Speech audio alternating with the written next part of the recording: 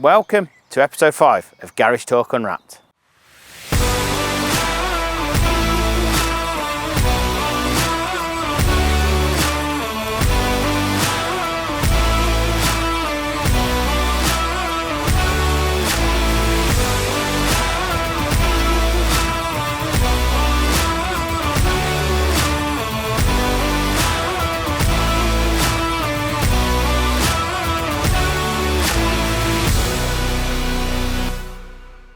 In this episode, we're at Hela for the opening of their brand new academy.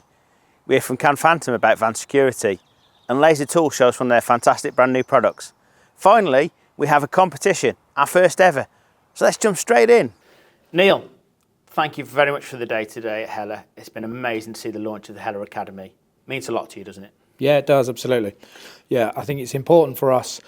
In the industry, we really want to make sure that we are making people more aware of some of the requirements. I think that in the past, and even up to now, people very much see Hela as a parts provider, particularly in lighting, but we are so much more than that. And, we want to make sure that we're showing the industry what they need to know, basically. We offer the diagnostics tools, the ADAS equipment. Often there is that gap between people really understanding, what they're doing with it, what's available, what the potential is for them. And I think that by having this academy, it enables us to really showcase that. You're opening your arms up to the whole industry, aren't you? It's not just about Hela this, it's about the internet. Yeah, absolutely. I think, we all have a part to play in being able to showcase to the industry, the technologies, what's here now, what's coming in the future. And, I think it's important that we all play a part in making sure that the industry are aware of that. So we want, of course, to be able to promote our brands, but also we just want to make sure that that awareness is out there and that people are trained and that skills gap is closed so that we can ensure that it's a better aftermarket for everybody. And I think that's the key, isn't it? You're closing the skills gap because we all know there's a shortage out there of good technicians at the moment. Yeah. For you to educate people in is going to benefit Hela in the long run, isn't it? Yeah, definitely. And I think that that's the bit that, there is a lot of talk around it, of course, because, I think particularly in our industry, with the changes that are here and coming, the skills gap becomes wider and wider. And I think it's important that we do that, not only for our own image and brand, but also, as I say, for the industry as a whole. And I think that therefore gives us the opportunity to really do it in a way where we can offer some awareness for the industry. So we will be looking to provide that in a kind of more informal manner, on an informal basis, and also with some accredited training, which again will be important. So those that aren't really sure what training needs they've got will be able to come in and become more aware of some of the requirements. And then once they've fully got their head around what they need to do, then of course we can do the accredited training as well. It's a very visionary project. What started it? What started the process? I think that, we've always looked at wanting to make sure that we offer the full solution. I think when we have the parts side of the business that is available to people, we then add into that the diagnostics and ADAS equipment, some of the training online that we have through our Hela Tech World is fantastic. And so I think it was really the obvious kind of area, clearly, as mentioned, there is a skills gap and that needs addressing. But I think that it was the obvious area for us to say we offer just about the complete solution. Let's try and round that circle completely. We have the facility here. I think that, we've been on this site for 9 years. We have a training room that can seat 24 people. We have a workshop that can fit easily 2 vehicles in.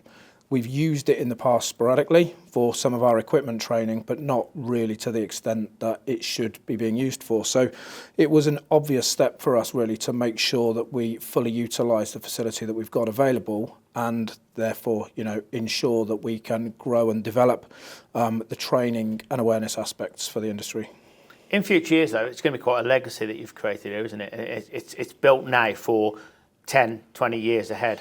Yeah, I think, it's certainly something that we're very proud of. It's still in its infancy, literally just kind of the paint is still drying. But I think it gives us a platform for sure. And I think that as things develop, from the OE side of our business, we see the technologies that are coming through. We see what needs to happen in the future. And I think that allows us to therefore grow and develop what we've just started. But for sure, I think that, it is a facility that will be available for the longer term. Even in the workshop, we've put in the functionality to be able to work on electric vehicles.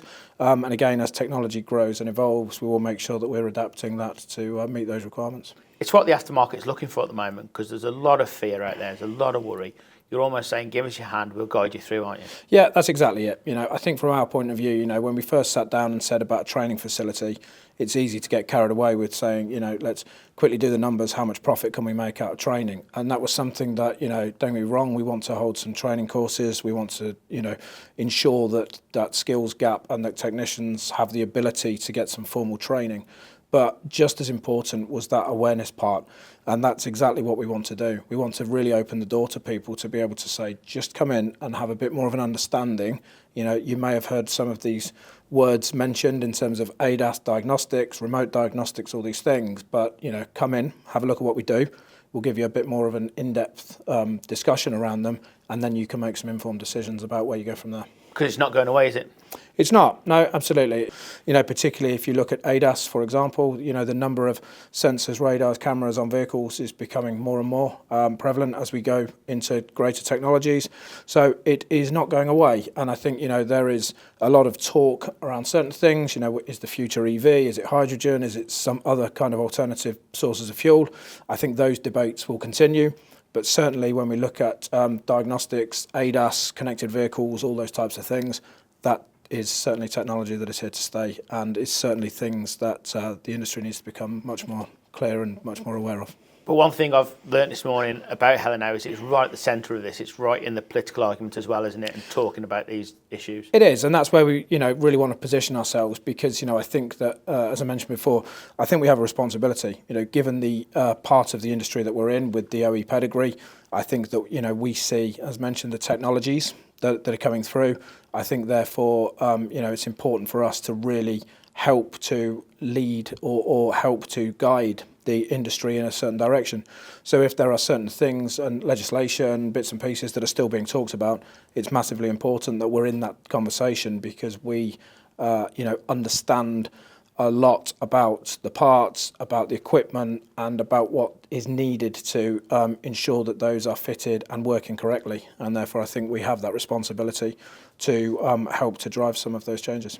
How much of this did you know when you took over as managing director? How quickly have you had to learn as well? Yeah, it's a good question. I think, so my role within the industry started back in 2015, finance director with Hela for the first kind of 4 years of that.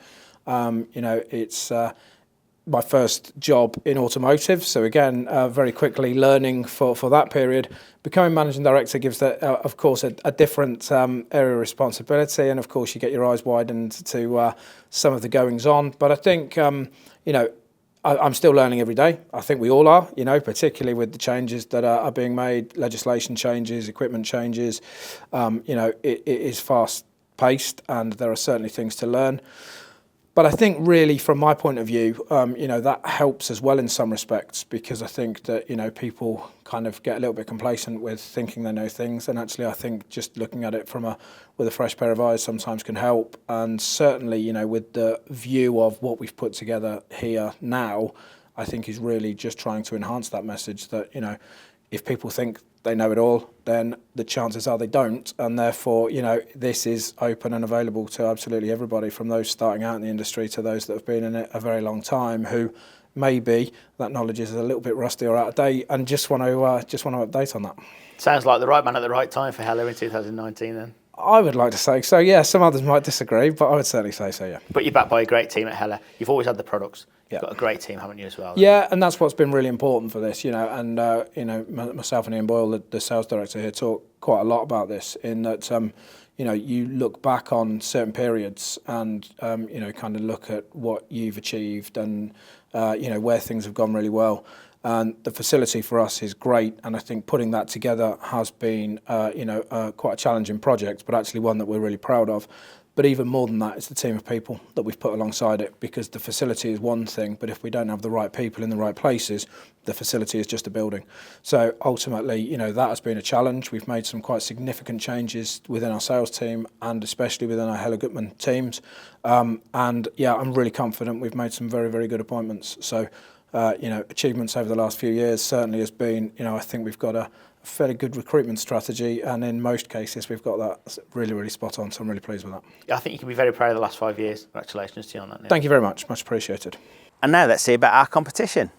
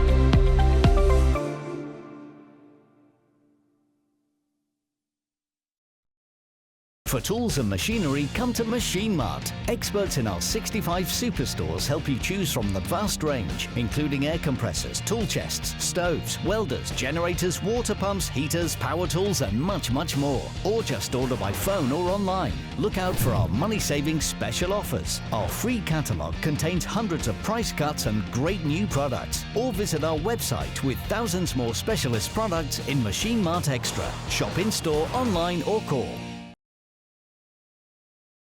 Now we hear from Cam Phantom and Vehicle Defence London about van security. Tell us about the benefits of a Cam Phantom in vans. Well, it'll prevent your van from being stolen. We're seeing more and more vans being stolen, regardless of tools being nicked. What they're doing is taking the whole van instead. Obviously, it's got the contents of the van, all your tools in the back, your paperwork in the front, the diary, everything else, and your livelihood that goes with that. And how does the Cam Phantom prevent that? So if the vehicle is stolen with the keys, without the keys, it's going to stop it from starting. The only way to start it is to press a selection of a few buttons, a sequence of your choice. Once that's pressed, the vehicle will then start. If it's not pressed, it'll just turn over and not start. Also, I believe that protects the vehicle, but you've got a system that protects the tools as well in the back, haven't you? Yeah, so to protect tools in the back, you'd be looking at, for locks or hook locks, you'd be looking at shielding. I mean, the options are endless, but protect the tools is locks on the back, and to protect the van from being started is going to be a Cam Phantom. I'd say that's your best options. This is a hook lock. So the reason it's fitted high up in the door is so the door can't get peeled down from the top. So when the lock's engaged, it'll brace the doors together, not only locking it, but stopping you from a peel and seal attack. So the aim of it is to protect your tools or cargo, whatever you've got in the back. So this is a hook lock rather than the deadbolt. So when you turn the key, it throws over a hook. So that means it's hooking into the opposing door. So if anyone was going to pry against it, it's pulling against itself. It's a much better upgrade over your traditional deadlock. So now we're going to take a look at the side door. So the side door is the same principle. It's high up again to stop the doors from being peeled down. And again, it's a hook lock rather than the deadbolt. So by fitting a lock to the side door and the back door, you're securing your cargo area and obviously all your tools and contents inside. You can go even further, you can put another set of locks lower down, again one on the back door. Any more info, give us a call. It's Vehicle Defence London, 07789 954 277.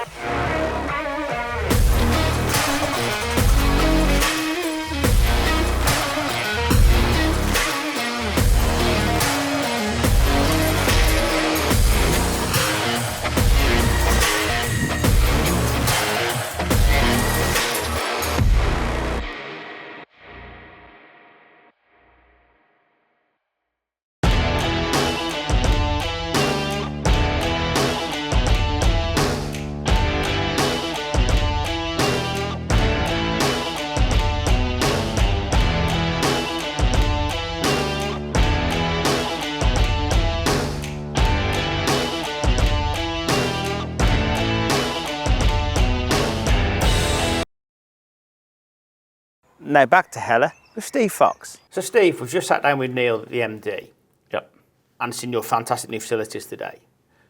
In the market, there's a massive skills gap though, isn't there? And I know you're concentrating on that as the technical manager at the moment. Yes, yeah. I mean, part of the remit is to retain our current technicians and of course our newbies. So the idea is I want to try and get the awareness out there and get the youngsters engaged and involved and hopefully emulate that the automotive sector is a trade to be in. There's still, I believe, a stigma attached to the automotive sector. I genuinely do, and that stigma's been around for too many years, and it needs removing. So how do we go about that? Because at the moment there's a massive gap between mechanics and engineers, isn't there?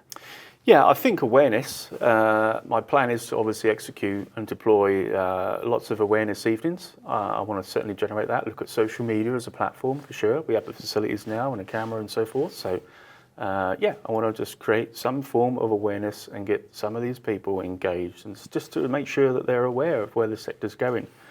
We touched on today a lot of ADAS and electric vehicles, and it's continuously evolving. And it will continue too. And as you saw earlier, legislation is going to play a big part of that. So we'll be enforced to be engaged with these cars. So yeah. And a lot of this starts at school, doesn't it?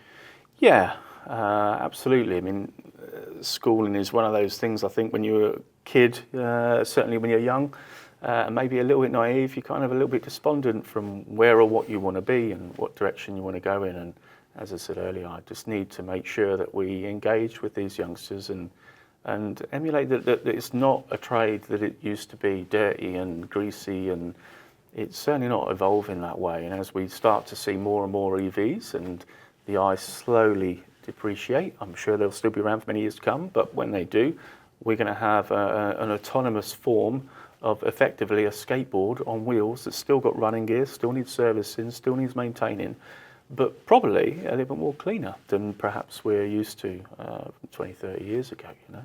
Well, today we've been in your workshop, which is immaculate. And Yes. I know that you've put a lot of EV Provisions in already, haven't you? Yeah. Yeah, the EST flooring is before the resin's laid. I think I said they lay copper strips along the floor and they ground the copper to the structure of the steel girders in the actual building. So. And then the resin's laid, of course. So we are now fully EV proofed. And as I said, my plan is at some point later this part of the year to start looking at a solution to deploy EV IMI accredited. Certainly initially level 2 and level 3. I won't eradicate level 4, but that will take a little bit of nurturing, a little bit more time and investment to accommodate that. But we'll start off with level 2 and level 3.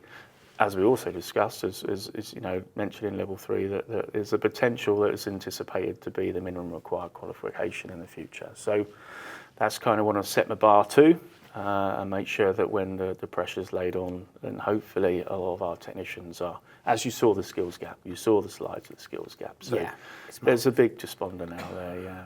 And of course, as you've mentioned as well, the equipment is key as well, isn't it, at Hela? Yes, I believe we've got a complete turnkey solution. Anything from an entry-level product, which still has the ability to do ADAS calibrations, adaptions, relearns, right the way through to a Wi-Fi generated hardware with the software incorporated, no matter what operating software the customer's using. Cybersecurity management, having a solution to access the OEs and make sure the independents are able to talk to these vehicles and carry out the functions that they're used to from day to day. And then, God forbid, we have a solution if needed, if perhaps as a particular manufacturer we haven't got covered on our standard diagnostic units, or our flagship for that matter. We have a remote diagnostic solution where we have the OE genuine factory diagnostic tools in the building with a remote support team which are able to remotely talk to the vehicle anywhere in the UK and facilitate that particular function that technicians decide to use. If I just take you back to the cybersecurity, yes. You've measured on that today. It is a concern, isn't it? Yes, absolutely. I think, I mentioned earlier, it could be simplistic. Little Fiat 500 comes in for a service, and if the business owner's not familiar with that particular brand or is not engaged with that brand, he might not realise that he can't put the service light out on a little Fiat 500. So a conventional service from a vehicle, with the parts, draining little fluids, and a relatively simple job, and arguably, from a business point of view, a good turnaround, let's say. And all of a sudden, they put the car on the ramp, get it all done, put it on the floor, realise they've got to put the service light out, and conventionally they may not be able to do that with the standard equipment they may have, unless they're familiar with the gateway access. And we also discussed that in some cases, depending on the product you own, you might have to go directly to the OE website, create an account, and authenticate the two, and pay the OE directly. And as we discussed earlier, we have a cybersecurity management principle where if you buy into our products, no matter what software and product you own, you gain automatic access to these OEs using our products with no additional costs on top of their current software. And I think a lot of people don't realise how far electronics in vehicles go back, do they? You mentioned today 2002. Yeah. So I guess in the early 90s, we started to see some provisions of electronic ignition. Maybe there's a crankshaft sensor fitted to a car. And I was a teenager at the time, and I think I said earlier, a lot of technicians started to deviate from the trade and go back to be a labourer, a brick. Nothing that was wrong with that, but they were scared, and that's what we've got to try and eradicate as technology evolves. It's just about taking time, and like you saw the calibration earlier, it's just about taking your time, and making your prerequisites, and just being a bit patient. And it's not that scary. It's not that scary. It's evolving, but it's not scary as a function to carry out. And we saw that today in your workshop with the ADAS calibration, is that it's quite an easy process if you know what you're doing. A lot of it is in a setup, isn't it? Yeah, exactly that. Diagnostically, you saw that was really, the particular vehicle we chose initiated the ride heights to be measured. And you saw we put the measurements in for the ride. Some vehicles don't require that. So what you would have seen on a different variant manufacturer, you wouldn't have to do that. You'd have literally just, as you said, set the equipment up and done your prerequisite checks and make sure you got your battery support and so forth. And then it would have been 1, 3, 4, 5 clicks, and that would have been it, and then create your report and then keep it for audit. And so, yeah. One last question, if I may. Yeah. The crossover between ICE and EV. Oh, that's one of those topics. Look, I think this is my own humble personal opinion. I think we will see ICE around for certainly longer than 2035, even though the government are stipulating they're going to not be around. Of course, they'll be around. I genuinely believe, even though they'll be around, they'll be taxed heavily, road tax, fund licence, to be put on the road. So the annual costs will start creeping up between now and 2035, and they'll be extortionate to carry an old like ST Mondeo 220 with a V6 or something. Currently, it's £500 a year, that car. So it's going to probably double that. It wouldn't surprise me. Regarding EVs, I think they'll be a contributing factor towards the solution for net zero. I don't believe they'll be the sole attribute. I think they'll play a major part. I think commercial vehicles will play a huge part for hydrogen, but I think a day-to-day cars will be EVs, I think. And you will have products for both? Yes, we already actually have a hydrogen solution, a modular solution. So you'll have products for all? Yes, yeah, that's made by Forvia, our umbrella company, and they have a modular system already in place. So we are able to deploy that on different manufacturers and cater for that vehicle setup. And how long do you think you'll be doing the IC kits for? Ooh, I'm going to say several years yet. Without a doubt. Yeah. For tools and machinery, come to Machine Mart. Experts in our 65 superstores help you choose from the vast range, including air compressors, tool chests, stoves, welders, generators, water pumps, heaters, power tools, and much, much more. Or just order by phone or online. Look out for our money-saving special offers. Our free catalogue contains hundreds of price cuts and great new products. Or visit our website with thousands more specialist products in Machine Mart Extra. Shop in-store, online, or call. And now let's hear from Laser Tools. Modern day diesel injectors, regardless of size or shape, may become stuck or seized and difficult to get out when it comes to servicing or replacement. This is a common problem for all vehicle makes and is caused by factors including carbon buildup, corrosion and electrolytic reaction between metals. Have a look at this new air hammer style injector extractor from Laser Tools. The compact size really helps when working with the engine in the vehicle. Designed to work with all Laser 5/8 injector adapters, the new extractor mounts in line with the injector and allows for a more effective transmission of impact force and vibration. So let's see how it works on this engine.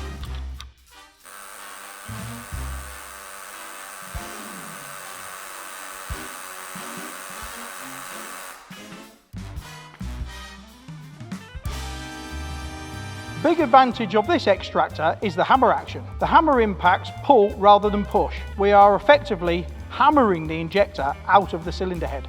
The extractor is supplied with both M18 and 5/8 adapters, so it can be used with all available laser injector adapters.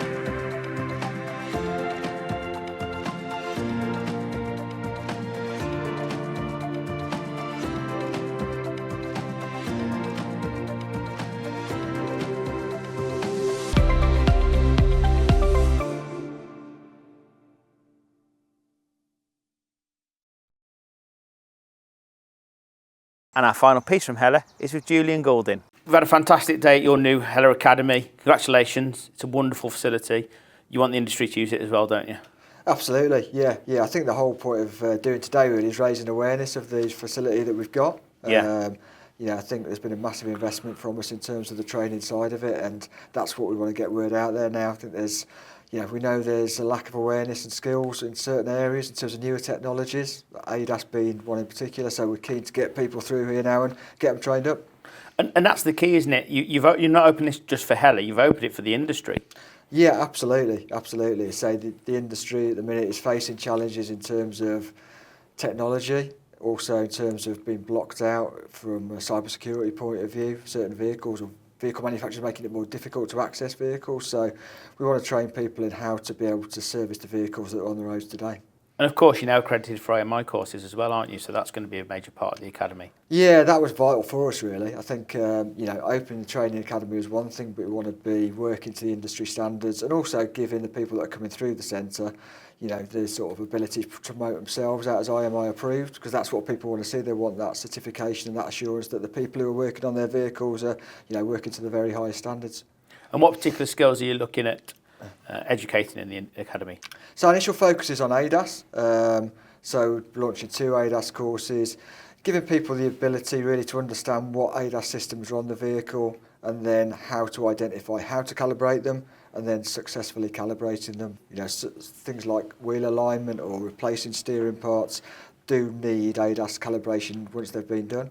So just trying to educate the workshops on, one, when that calibration is needed, and secondly, how to do it. How important is ADAS to the independent market nowadays? No, I think it's vital. I think, since 2016, to achieve the highest Euro NCAP rating, vehicles have had to have 2 ADAS systems fitted to them. The number of systems that to achieve that rating now is growing on a pretty much an annual basis. So you're talking about 7-8-year-old vehicles, which commonplace now have ADAS systems on them. So to be able to service those vehicles to the highest standards, people need to know how to be able to do the ADAS calibrations. And of course, whenever you bring out a product or a service, it's always to meet a challenge, isn't it? Yeah. And as you say, you've just briefly gone to the challenge, but tell us about the challenges out there for people with ADAS. Yeah, I think the challenges are, firstly, understanding which vehicles are fitted with ADAS, and we can do that via our diagnostics tool, so you can actually go and interrogate, see which systems are fitted to that vehicle. Once you've identified that, it's known what type of calibration is required, because there's 2 basic types. There's a static calibration, which is done with the vehicle stationary in front of a target board. There's a dynamic calibration, which is done, basically you have to drive the vehicle at a certain speed for a certain length of time. So you need to know which type of calibration is required. And then, say if it's a static one, for example, you need the correct equipment. You need to set that equipment up correctly in order to carry out the calibration successfully. So it's trying to educate people on all of those things. And of course, we are an industry where we always need to be improving. Personal development is massive in the industry. Regulations and standards. You've cleverly disguised this as a personal development course, haven't you, for mechanics and engineers? Yeah, no, I think, like you say, from a mechanic's point of view, I think they're always trying to educate themselves and train up to to deal with newer technologies. People lose job satisfaction if they're just standing at a certain level. So we want to, be able to do that. We also want them to be able to meet the regulations. So from an insurance industry point of view, if you come on the AOM 230, which is one of the ADAS courses that we offer, you then get the ability to work to insurance industry standards, and that's key. And those standards now need to be met, especially working in the EVs, don't they? Yeah, absolutely. I think from a sort of keeping your customers happy and them driving the vehicle away, knowing that it's almost, it's meeting the same standards that it did when it drove off the forecourt is key. But EV, similar sort of story. Also is the safety element of EV, which is vital. So if people are going to be working on the electric vehicles, they need to be working to standards to make sure that they're working safely on those vehicles. How can independent garages tap into the resources and support you offer? So we've launched now IMI courses. We are taking bookings today. We've got courses scheduled out throughout the rest of the year. So we've got email addresses, we've got phone numbers you can call up in order to book those courses. We're working with wholesale distributors as well, so the courses can be booked through them. So there's a number of ways you can get in touch. If you go onto our website, there's a training page there that you'll be able to make inquiries through. Biggest question for the garage, what's in it for them? What's in it for them? One is, I guess, satisfying their customers. Secondly, there's a great revenue opportunity. I think there's a limited amount of people today that have invested in ADAS. So if you do, and you get in at an early stage, not only can you do the calibrations on the vehicles that are coming into your garage, and we've seen it regularly, you advertise your services to other local garages and you get a lot of work referred into you. So actually the payback time on investing in ADAS training and equipment is actually, you pay back very quickly within 6 months often. Need to be the market leader in your area is what? Absolutely, yeah. And then, you need to promote yourselves as that. And, we try and help with that by giving people market and literature aimed at educating their customers so they can explain to their customers why they've done the calibration, so why they've been charged that extra amount on their bill for doing that. You've preempted half my next question, I was going to say. And I know why, because I've been here today and you've very kindly talked through it, but why Hela? Why Hela? I think because we offer all the all-round solution. Yeah. You know, we're looking at, you know, we offer the diagnostics tool, which identifies the systems. We offer the equipment that enables you to do the calibrations. We give the technical data that tells people how to do the job properly. And now we're also offering the training. So basically by coming to us, we're giving you the all-round solution. Can I also add, maybe you know about future developments and you go and educate the industry on those? Yeah, no, definitely. I think, you know, we're part of, you know, we're Hela Gutman as the equipment provider, but we're part of Hela, who is actually the guys that are providing the parts at an OE level, whether that's on ADAS or on lighting or various technologies. So we get advanced sight of the technology that's coming and we can develop our diagnostics and our training offering around that. So absolutely, we can give notice of what's required in the future as well as what's required today. And you're also in conversation with the bodies, the authorised bodies of the industry as well, aren't you? We are, yeah. I mean, we're members of the SMMT, members of the Garage Equipment Association, and through that we get close contact with the government, the Department for Transport. So we're engaged in conversations about what gets incorporated into MOTs at a future date. So again, we can help to advise garages on that element of it as well. What an episode that was. And next month we come from the UK Garage and Body Shop event at the NEC in Birmingham. So be sure to like and subscribe to our channel and we'll see you next month.